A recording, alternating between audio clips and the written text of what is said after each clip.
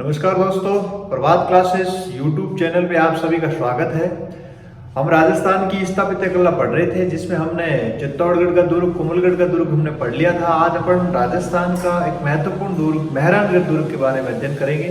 परीक्षा के लिहाज से काफी महत्वपूर्ण है ये दुर्ग, और परीक्षा में क्वेश्चन पूछा जाता है यहाँ से। तो अपन देखते हैं आज मेहरानगढ़ जो दुर्ग है जोधपुर का सबसे महत्वपूर्ण है। सबसे पहले देखते हैं कि इस मेहरानगढ़ दुर्ग ये कौन सी श्रेणी का दुर्ग है।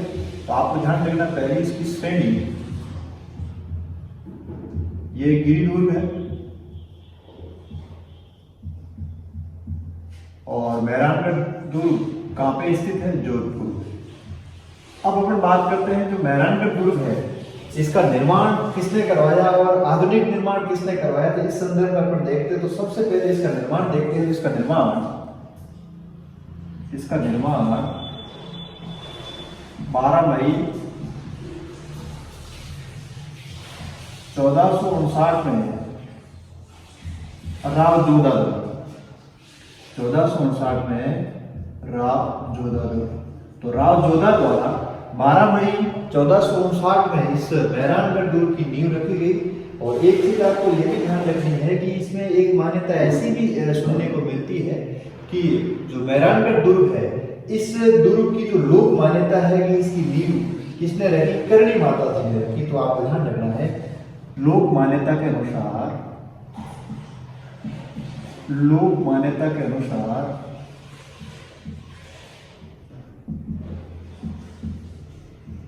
इस दुर्ग की नींव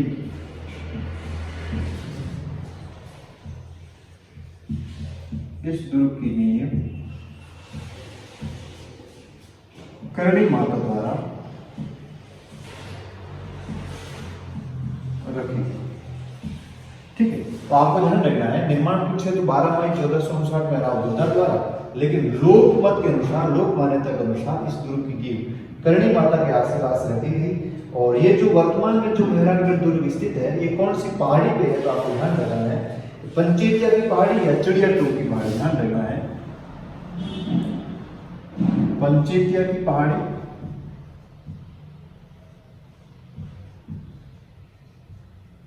या चिड़िया टोक की पहाड़ी, चिड़िया टोक की पहाड़ी, इस पहाड़ी पर ये दुर्ग स्थित है। और एक चीज आपको ये ध्यान रखना है, जो मेहरानगढ़ दुर्ग है, जिसका जो वर्तमान में जो है आधुनिक जो निर्माण है, इसका जो विशाल प्रकोटा है, उसका निर्माण राव मालदेव द्वारा किया गया। ध्यान रखिए, राव मालदेव द्वारा इसका आधुनिक निर्माण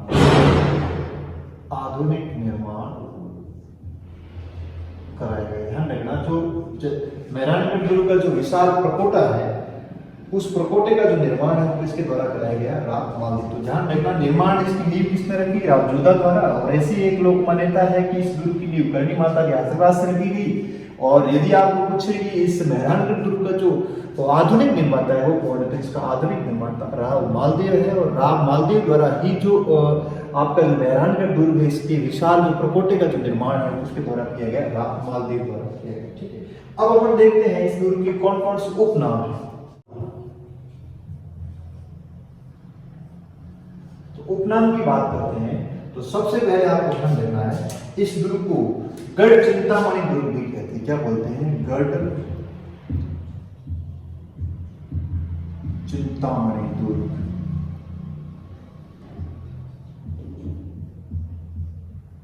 इसको गढ़ चिंतामणि दुर्ग के नाम से भी जाना जाता है। इसको गढ़ चिंतामणि दुर्ग के नाम से क्यों जाना जाता है, इसका भी एक कारण है, आपको ध्यान रखना है कि जो ये नाम रखा है, ये नाम कुंडली के आधार पर रखा गया। किस आधार पर? कुंडली के आधार पर, कुंडली के आधार पर। तो कुंडली के आधार पर इस दुर्ग का जो नाम है वो क्या है? गढ़ चिंतामणि। और दूसरा इसका उपनाम है, उसको भी ध्यान रखना आपको, मेहरानगढ़ दुर्ग। मैंने लिखा है आपके मेहरानगढ़ दुर्ग, मेहरानगढ़ दुर्ग। ये नाम महीरगढ़ दुर्ग के नाम के आधार पर इसका नाम क्या पड़ गया? मेहरानगढ़। महीरगढ़ यह फिर इसको अपन यूं भी बोल सकते हैं कि ये जो मेहरानगढ़ दुर्ग है ये एक समय सूर्यवंशियों का दुर्ग हुआ करता था, तो इसको महिरगढ़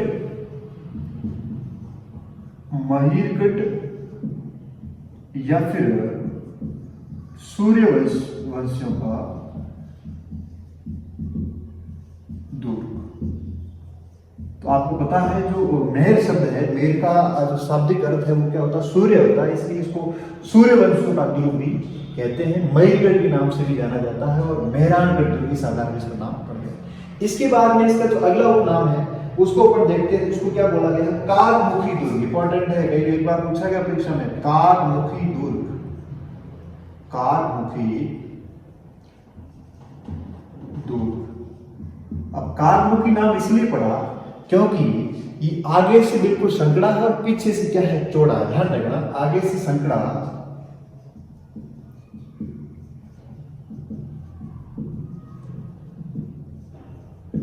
पीछे से चौड़ा होने के कारण, तो आगे से संकड़ा और पीछे से चौड़ा होने के कारण इसका नाम क्या रखा है, काकमुखी दुर्ग। जैसे मेहरानगढ़ दुर्ग को ऊपर से देखते हैं तो ये भारत का जो नक्शा है उसी टाइप से दिखाई देता। अभी अपन देखेंगे आकृति कैसी है, ठीक है। इसके अलावा इसका जो अगला उपनाम है वो मयूरध्वजगढ़ या म्यूराध्वजगढ़, मयूरध्वजगढ़। अब मयूरध्वजगढ़ इसलिए बोलते हैं क्योंकि इसकी आकृति कैसे, मोर के समान है, आकृति मोर के समान, आकृति मोर के समान, ठीक है। तो ये जो चार आपको नाम है इंपॉर्टेंट है, ध्यान रखना। पहला है गढ़ चिंतामणि, कुंडली के आधार पर ये नाम रखा गया। और सेकंड है मेहरानगढ़, तो इसको मेहर यानी सूर्यवंशियों का दुर्ग भी बोलते थे, इसीलिए इस नाम क्या पड़ गया, मेहरानगढ़ दुर्ग। और काकमुखी दुर्ग का मतलब आगे से बिल्कुल संकड़ा है और पीछे से चौड़ा, इसी टाइप से आगे से संकड़ा है और पीछे से क्या है, इस टाइप की आकृति है, तो इसी वजह से इसको क्या बोला गया, काकमुखी दुर्ग।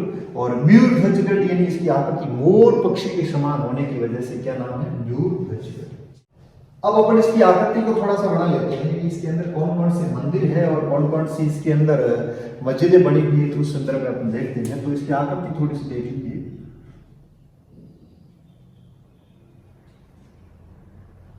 ये आपको मेहरानगढ़ है, आगे से बिल्कुल संकड़ा है और पीछे से चौड़ा है, और इसका जो आकृति है वो भारत के नक्शे के समान आपको नजर आ रहा है, ठीक है। इसी टाइप से ये आपका मेहरानगढ़ दुर्ग है। और इसका जो मुख्य दरवाजा है उस दरवाजे का जो नाम है वो है लोहापुर। ध्यान रखना, ये जो मुख्य दरवाजा है लोहापुर, ठीक है, मुख्य द्वार, ये आपका मुख्य द्वार लोहापुर। और आपको एक चीज ये भी ध्यान रखनी है, जो लोहापुर है यहाँ पर रानियों की 21 हथेलियों की सांप के निशान भी है। देखिए जरा, रानियों की हथेलियों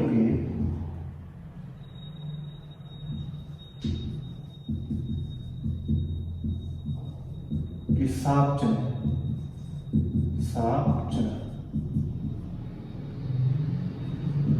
ठीक है। तो ये आपको ध्यान रखना है कि जो यहाँ की जो सतियों के जो रानियों है, सती रानी है, उनके हथेलियों के सांप चिन्ह भी बने हुए हैं, ठीक है। इसके अलावा अपन एक चीज ये भी देखते हैं, जो मुख्य द्वार है, इस मुख्य द्वार के अलावा इसके अंदर मंदिर की बात करते हैं तो दो मंदिर बड़े इंपॉर्टेंट है। पहला मंदिर है चामुंडा माता का मंदिर,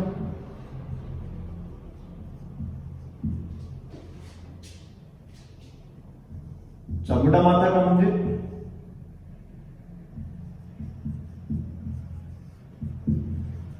आपको पता है कि यहाँ पे भगदड़ हुई थी 2008 के अंदर और काफी लोग भी मरे थे। और एक चीज इसके अंदर जो एक समिति का गठन किया गया, जहाँ समिति, वो भी चोपड़ा समिति, आपको ध्यान है। तो चामुंडा माता का मंदिर, और दूसरा जो इसके अंदर मंदिर है नागनेची माता का मंदिर, नागनेची माता का मंदिर। मारवाड़ की राठौड़ों की कुल देवी नागनेची माता का मंदिर भी इसी मेहरानगढ़ दुर्ग के अंदर स्थित है। ध्यान रखना, चामुंडा माता का मंदिर, नागनेची माता निर्माण। एक चीज आपको यह भी ध्यान रखना है कि जब 1544 के अंदर जो गिरी शुमेल का युद्ध हुआ था राव मालदेव और शेरशाह सूरी के मध्य, तो उस गिरी शुमेल के युद्ध में जब शेरशाह सूरी जीत गया था तो वो सीधे मेहरानगढ़ आया और इस मेहरानगढ़ दुर्ग के अंदर इन्होंने एक मस्जिद का निर्माण कराया जिसका नाम शेरशाही मस्जिद या शेरशाह सूरी मस्जिद, ध्यान रखना है। इसने एक मस्जिद का निर्माण कराया, तो उस मस्जिद का नाम क्या है? उस मस्जिद का नाम है शेरशाही या शेरशाह सूरी मस्जिद। ठीक है, तो ये आपको ध्यान रखना है, शेरशाही या शेरशाह सूरी मस्जिद। जैसे अपन जालोर का किला पढ़ेंगे तो वहां अलाउद्दीन खिलजी की मस्जिद है, तो इसी तरह से आपको इसको ध्यान रखना है। ठीक है, अगली बात करते हैं इसके अंदर, तो आपको ध्यान रखना है यहाँ पे एक सत्री है, भिया धन्ना की सत्री, ध्यान रखना, भिया धन्ना की सत्री, भिया धन्ना की, भिया धन्ना की सत्री इंपॉर्टेंट है। और ये भिया धन्ना कौन थे? तो ये मामा भांजा थे, इसलिए इसको क्या बोलते हैं? मामा भांजा की, मामा भांजा की सत्री। तो ध्यान रखना है, जो भिया धन्ना थे वो मामा भांजा थे, इसलिए सत्री का नाम क्या है? भिया धन्ना की सत्री या फिर मामा भांजा की सत्री। अब अपन इस दुर्ग के अंदर कुछ तोपों की बात करते हैं, क्योंकि इसके अंदर कई सारी तोपें हैं। तो मुख्य तोप मैं आपको बताना चाहूंगा कौन कौन सी तोपें इसके अंदर है। किलकिला तोप है, देखिए प्रमुख तोपें हैं।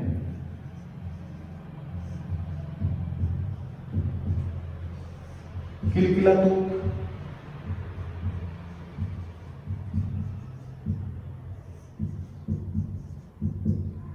गजनी खां तोप,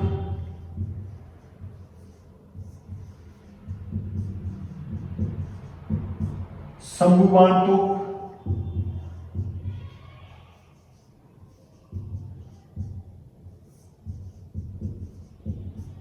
और इसके अलावा धूड़धाड़ी तोप। ठीक है, और इसके अलावा मुख्य रूप से अपन देखें तो बिच्छू बाण तोप, देखिए इधर बिच्छू बाण तोप,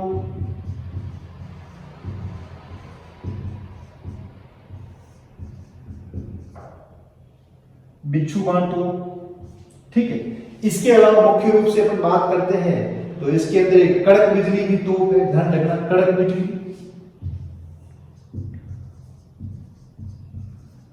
कड़क बिजली तोप। ठीक है, तो ये मुख्य रूप से इसके अंदर क्या है, अपना जो मेहरानगढ़ दुर्ग है इसके अंदर क्या है, तोपें रखी हुई। इसके अलावा इसके अंदर एक मजार भी है, भूरे खां की मजार, ध्यान रखना, इस जो दुर्ग है इसके अंदर भूरे खां की मजार भी है, ध्यान रखना, भूरे खां की, भूरे खां की मजार। अब अपन बात करते हैं, जैसे आपने मेहरानगढ़ दुर्ग पढ़ा था, वहां पे फतेह प्रकाश पुस्तकालय संग्रहालय था, इसी तरह से इसी मेहरानगढ़ दुर्ग के अंदर मान प्रकाश संग्रहालय, कौन सा संग्रहालय है? मान प्रकाश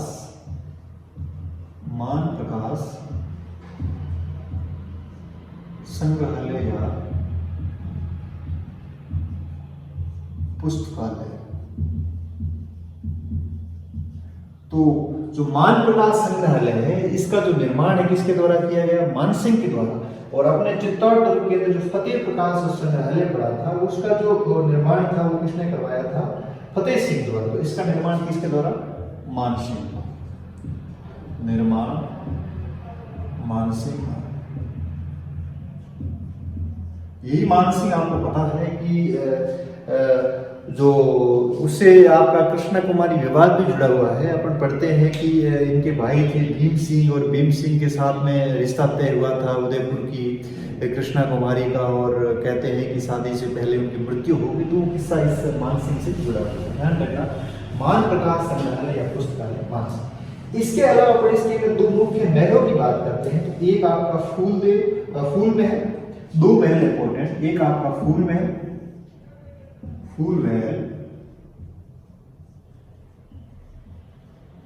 और दूसरा है आपका चौखेलाव महल, चौखेलाव महल, ये कई बार प्रश्न पूछा गया चौकेला। ये जो चौकेला महल है इनका जो निर्माण किसने करा, ये भी कई बार पूछा गया परीक्षा के अंदर। इसका जो निर्माण है वो राव मालदेव द्वारा, निर्माण राव मालदेव, इसका जो निर्माण है वो किसके द्वारा कराया गया, राव मालदेव। इसके बाद में अपन सबसे महत्वपूर्ण चीज एक इसके बारे में भी डिस्कस करते हैं कि एक अपने चित्तौड़गढ़ दुर्ग के अंदर श्रृंगार चौरी पड़ी थी। तो चित्तौड़ दुर्ग के अंदर जो श्रृंगार चौरी थी तो वो एक, आपको यूं बताना चाहूंगा कि वो एक मूलतः शांतिनाथ जैन मंदिर था और जिसका निर्माण वेलका के द्वारा कराया गया था। और वहाँ की जो श्रृंगार चौरी है वहाँ पे आपको बताऊं कि महाराणा कुंभा की जो बेटी रमा थी उनका विवाह हुआ था। लेकिन इस जो मेहरानगढ़ दुर्ग, इसी दुर्ग में भी एक श्रृंगार चौरी है, इंपॉर्टेंट है, ध्यान रखना, श्रृंगार चौरी, श्रृंगार चौरी। तो ये श्रृंगार चौरी क्या है आपको बताना चाहूंगा। जो ये श्रृंगार चौरी है, यहाँ से जो मारवाड़ के जो राजा है उन राजाओं का जो राज तिलक किया जाता है वो इस चौरी के अंदर किया जाता है। ध्यान रखिए, यहाँ पे मारवाड़ के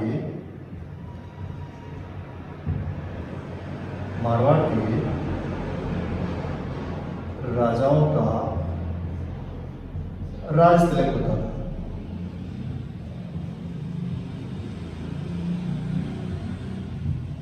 तो यहाँ पे क्या होता था, जो मारवाड़ के राजा है उन राजाओं में क्या होता था, राज तिलक होता था। और इसका जो निर्माण है वो किसके द्वारा कराया गया, महाराजा तखत सिंह के द्वारा निर्माण। और जो चित्तौड़ की जो श्रृंगार चौरी उसका निर्माण वेलका के द्वारा कराया गया, इसका निर्माण महाराजा तखत सिंह।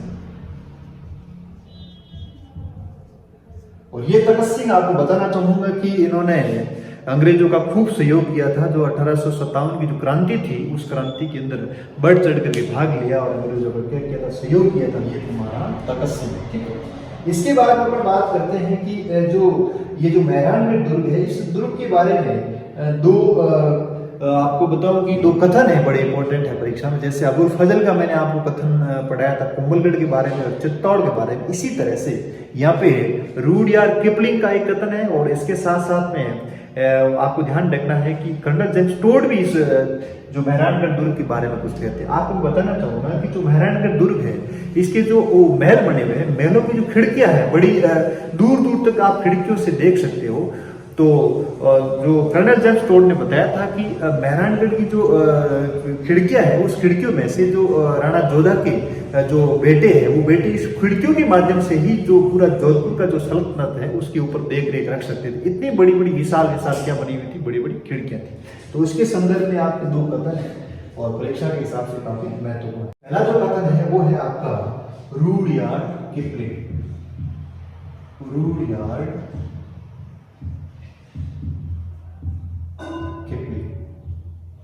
अब रूडयार्ड किपलिंग क्या कहते हैं इस दुर्ग के बारे में, तो ये कहते हैं कि इस दुर्ग का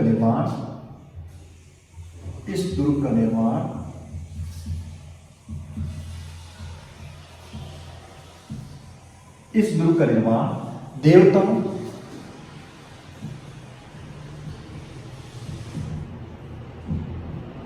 फरिश्तों, इस दुर्ग का निर्माण देवताओं फरिश्तों और जो परियों की देन है। किसकी? देवताओं फरिश्तों और परियों की देन है। ये जो कथन है इस मेहरानगढ़ दुर्ग के बारे में किसका है? रूडयार्ड किपलिंग का है। इन्होंने कहा कि इस दुर्ग का निर्माण परियों फरिश्तों और देवताओं की क्या है, देवताओं की देन है या इनकी क्या है, करामात है।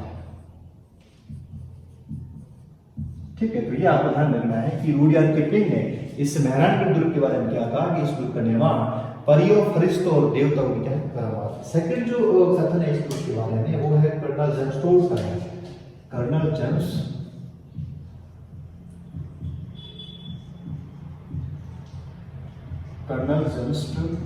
टोड। तो कर्नल जेम्स टोड इस दुर्ग के बारे में क्या कहते हैं कि इन्होंने इस दुर्ग के बारे में ये कहा था कि राव जोधा की जो बेटे हैं, राव जोधा के बेटे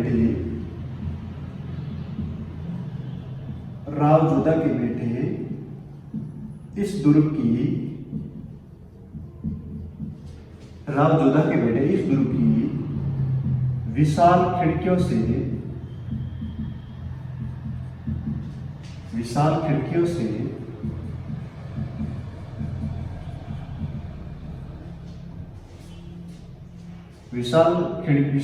खिड़कियों से जोधपुर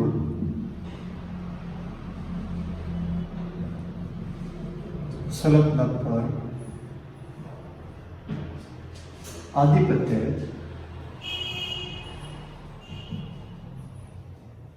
रख सकते थे।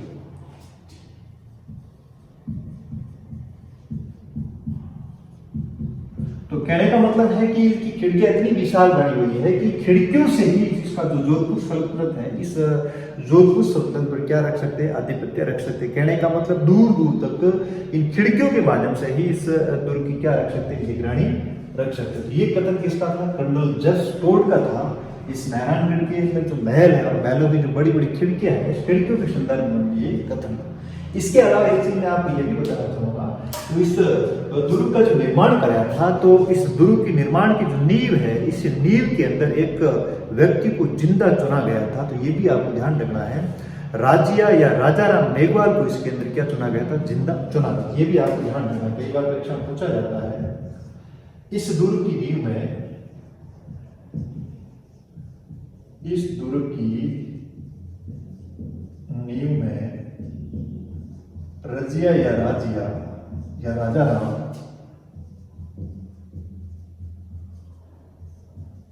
मेघवाल को जिंदा चुना गया, जिंदा चुना गया। तो ये आपको ध्यान रखना है। इसकी नींव में क्यों चुना गया? इसका एक कारण था कि जो आपकी जो पंचेतिया की पहाड़ी थी, वहां पे एक ब्राह्मण क्या कर रहे थे, तपस्या कर रहे थे, और उस ब्राह्मण को जबरदस्ती इस दुर्ग के निर्माण के लिए वहां से उसको हटाया गया था, और उस ब्राह्मण ने एक श्राप दे दिया था, और श्राप की वजह से ही जब इसका निर्माण कराया था, तो एक जिंदे व्यक्ति को इसके अंदर चुना गया। तो ये एक ऐसा थोड़ा सा प्रभाव है इस तरह से। इसके अलावा इस दुर्ग में राव जोधा की तलवार भी है, राव जोधा की तलवार, और इसके अलावा आपको एक चीज ये भी ध्यान रखना है कि महाराजा अमर सिंह की तलवार भी इसमें है। ठीक है, महाराजा